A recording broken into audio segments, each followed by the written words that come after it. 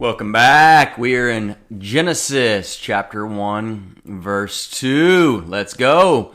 But first, I just want to say my apologies for taking some time off. I had a ton going on. I got sick, had a couple of vacations, got behind, just had a lot going on. But I am so happy to be back and plan on doing it for every weekday from here on out. So let's get going again. Genesis 1, chapter 2, we just went through 1:1, well, months ago, but that's a wonderful opening. And then we get to 2:2, or 1:2. The earth was without form and void, and darkness was on the face of the deep, and the Spirit of God was hovering over the face of the waters. So here we have the beginning of time, right? We're going back in time. We're trying to figure out exactly what happened, where we came from, how we were created, and this is all going to fit into your worldview. Do you have that secular worldview, or do you have a biblical worldview? A secular worldview is going to say, how did we get here? We don't have any books that can tell us.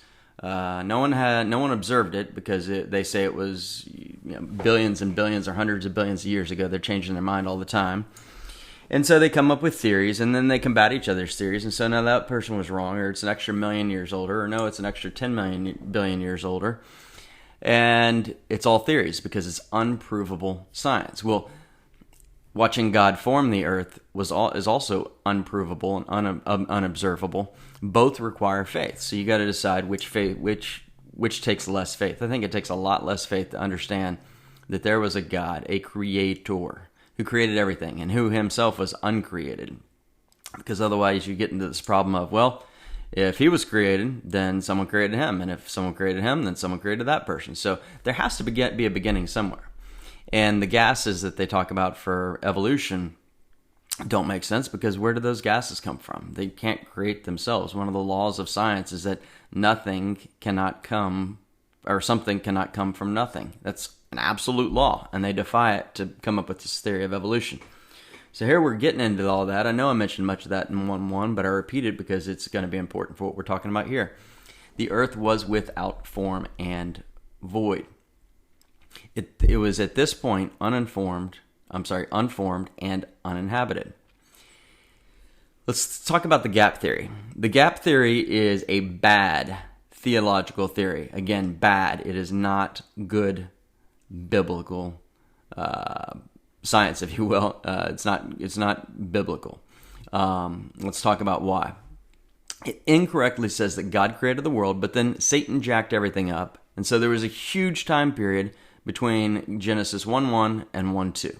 That's what the gap theory says. They'll say, oh yeah, it inserted millions or even billions of years, and they'll say, and that's when evolution took place, and that's when dinosaurs roamed the earth, and we had the Ice Age and all this. No. Don't listen to any of that. If you've learned that before, unlearn it and unlearn it quickly. The gap theory is not a logical nor a natural nor logical reading of the text. You could only invent that position. And why would anybody invent that position? In order to try to fit in with secular, worldly, fleshly reasoning. Some people like this bad theory because it helps them cope with secular, unproven, and unprovable theory of evolution, which is why I just mentioned it. Or because it helps them think about dinosaurs, like they've seen in the movies and they read about in textbooks, and they're like, oh, dinosaurs are around for billions of years, and blah, blah, blah. And so they just say, yeah, the gap theory makes sense. No, that is bad science. Right? Literally secular science, it's bad science because something cannot come from nothing. It's never happened. You also look at the second law of thermodynamics. Second law of thermodynamics says that things break down over time. They don't get better. They don't become more complicated. They break down. A car is a great example. If you look at a car, I don't care if you drive it every day or sit it in your driveway, in 10 years it's going to be more rusted. In 20 years it's going to be even more rusted. In 100 years it's probably not even going to run. In 1,000 years, no chance it'll run, right? It breaks down. Our bodies, when you're 80 years old, is your body in better condition or worse condition than it was when you were 20 or 30? It's in worse condition. It's breaking down. It's the decay. But evolution rests on the theory that things got better over time, right? There is someone who recreated like the solar system and did a giant model, filled up their whole, I think, front living room of their house, just this giant thing, and had some people over and said, hey, what do you think about this? They're like, this is amazing. How long did it take to create it? And he said, what do you mean? And they said, well, how long did it take you to make it? He said, I didn't make it. And they said, well, who did? Did you hire someone to make it? No. Well, who made it? It just appeared. They're like, come on, it can't just appear. And he's like, you just ruled out the theory of evolution, right? Which is true. That thing could not just appear in his living room by itself. Someone has equated it to the chances of evolution are the same that you could have a tornado go through a junkyard. And after the tornado passes through the junkyard, it perfectly assembled a flying 747 airplane that you could get on, had interior seats, the cameras, the food on board, and everything. That's the same chance as the theory of evolution actually being true. So, to give you some context there. Everything about the gap theory is wrong with any natural reading of the text. So if you grew up thinking that there was a gap in time, I encourage you to shed that faulty reasoning. Although this is a non-essential that we could agree to disagree over, I believe this is a line of thought that could be the most damaging to a Christian worldview. And I believe it's Pandora's box that will allow secular, unbiblical lines of thought to invade your mind. It's a dangerous, slippery slope if you try to reconcile the theory of evolution, and it is a theory, unprovable, can never be proven, with the story of creation. Right? Theory says billions of years. The story of creation says 6,000 years. Evolution says it happened by chance. Creation says it happened by a creator. Evolution says there was nothing that created something. Biblical theory of creation says there was a God who created everything. Right? They're in complete contrast. They don't go together. The theory of evolution and the biblical account of creation cannot coexist. All right, so then it says the earth was without form and void, and darkness was on the face of the deep. God hadn't used his own light yet to energize yet, nor put the sun and stars in place, right? There's no sun and stars yet. We're going to talk about that in a little bit.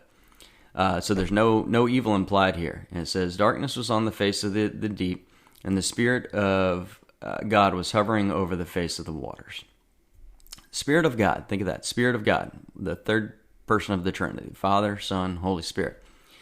So we've got God. We already seen God mentioned here in verse 1:1, and then here in verse 1:2, we've got the Holy Spirit. And we know that Jesus was present because if we read John 1:1 to 1:3, it says, in the beginning was the Word, and the Word was with God, and the Word was God. He was in the beginning with God. All things were made through him, and without him nothing was made that was made. That is Jesus. Jesus is the Word. So in the beginning we had the Father, the Son, and the Holy Spirit all present. That's the Trinity. God created matter from nothing and then introduced matter and then energy and then light. Okay?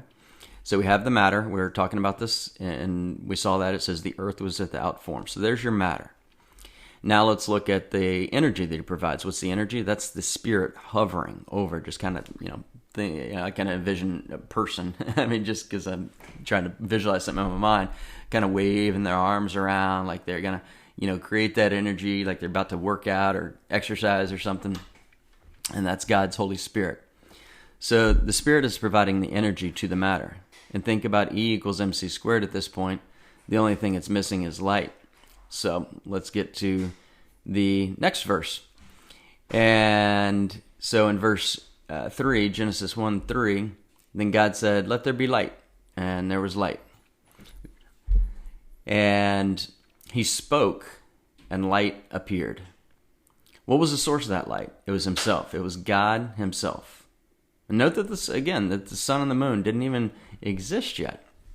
Verse 4, and God saw the light, that it was good. And God divided the light from the darkness. Why did God create darkness? Let's think about that word. Let's just think about the words light and dark. Okay? It's pretty simple.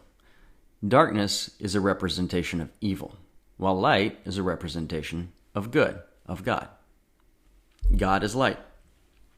Less evil things happen in the light, but when it's dark outside, then evil gets amped up and multiplies exceedingly. You can see that, right? What happens when the sun goes down? Everybody goes out. They start getting high, getting drunk. That's when more rapes, murders, car thefts, all of that occur. Note that after the tribulation and Millennial Kingdom, which have not yet happened yet, they will come. The tribulation will be a 7-year period, followed by a 1,000-year Millennial Kingdom. After that, God will destroy the heavens and the earth, and God will create an entirely new, brand new heaven and earth. And there will be 100% light all the time and no darkness. There will be no need for the representation of evil. Why? Since there will be no evil in the new heavens and earth. Right now we have evil on earth. Satan is the prince of the air. He is the ruler of this earth. Does that mean God is not on the throne? No, God is on the throne. Does that mean Jesus didn't die on the cross? No, Jesus died on the cross. And on the cross, Jesus himself said, "It is finished." What did he mean? He means redemption is available to all. It's universally offered, must be individually accepted. My sacrifice is enough. You don't need to do your own sacrifices. You don't need to sacrifice animals anymore. I am the sacrificial lamb, Jesus said. And that is sufficient. Before, in the Old Testament, when they sacrificed animals, it was simply a covering of sin. And they had to keep doing it. It's kind of like taking a bath. You had to continue to take baths to stay clean, right? And while we continue to read the Bible, we want to cleanse ourselves of, get our thoughts right, but it's not changing who we are, our salvation. Once Jesus died on the cross, your salvation is secured. You don't have to continue to make sacrifices. He was the ultimate sacrifice. But in the hold on, I lost my place when I started talking. Anyways, but God will destroy the heavens and the earth after the Millennial Kingdom. He'll create an entirely new heaven and earth, and there will be light 100% of the time, no darkness. There will be no need for the representation. This also implies that God knew ahead of time that there would be sin on earth at some point, and thus the representation of evil was important for him to introduce even before evil existed. And think about that. So he knew all along that one of his right-hand men, if you will, an angel named Lucifer, would actually become prideful, rebel against God, and be kicked out of heaven, and take a third of the host of angels with him. And God knew that Lucifer, we call the devil, the third of angels that got kicked out, we call them demons, they roam the earth. And God knew that this would happen with their sole goal. What's their number one goal? Their only goal? Turning every human being against their creator, God. That's their goal. So anytime you're tempted, think about that. And me too, because I get tempted all the time. Sometimes I succumb to that temptation, and sometimes with the power of God, I'm able to overcome it. And he can help me overcome all of it. I just get fleshly and I get weak at times. Even Paul said, my flesh is willing, but my spirit is willing, but my flesh is weak. And then in verse 5, it says, God called the light day, and the darkness he called night. So the evening and the morning were the first day. So it says God called. He called. He literally named light and dark, day and night. He had that authority to name things. He is authoritative. He is sovereign. He always will be. That will never change. And this also tells us why it's a 6-day creation event. Because there's day and there's night. There's evening and there's morning, and that constitutes the first day. It's an easy math equation, right? Day plus night equals 1 day. Morning plus evening plus morning equals 1 day. That's the first day. So we've completed the first day of creation at this point. There's no gap theory. It hasn't been billions of years, millions of years, thousands of years at that point. It had been literally a 24-hour day. Very simple. If you understand that, you're going to have a better understanding of the entire Bible. There's some great Christians who believe in the gap theory and the theory of evolution. I don't know how or why. Well, we've talked about why. It's, I think, a tool of Satan trying to trick them and tempt them to get them away from the true creation story. God created it in 6 days. He rested on the seventh. The total of that is 7. And in the Bible, we think of the number as perfection and completion. We think of the number 6 as incompletion, as imperfection, because that's man's day, and that's the fleshly day. So we're going to pick up tomorrow in Genesis 1:6. Have a blessed day. And don't forget to check out our merchandise. We encourage you to wear the truth, to wear your values. We have shirts and hats that can reflect Christian and or conservative values in America. Go to truthgives.com. Truthgives.com. God bless.